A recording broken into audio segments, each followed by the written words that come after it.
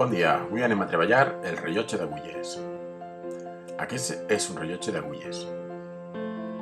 Com veieu, té dos manetes. L'agulla xicoteta assenyala les hores i l'agulla llarga assenyala els minuts. Quan l'agulla gran assenyala les 12, diem que és l'hora en punt. Per exemple, així és la 1 en punt. Quan l'agulla gran assenyala les 6, diem que és i mitja. Per exemple, si són les 2:30. Ara veurem altres exemples. Per exemple, ahir posa les 8 en punt. Així, les 10:30.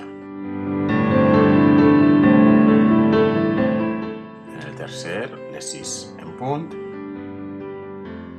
I per últim, les 5:30. Ara ja sabeu llegir les hores en punt i les hores i mitja. Gràcies per la vostra atenció.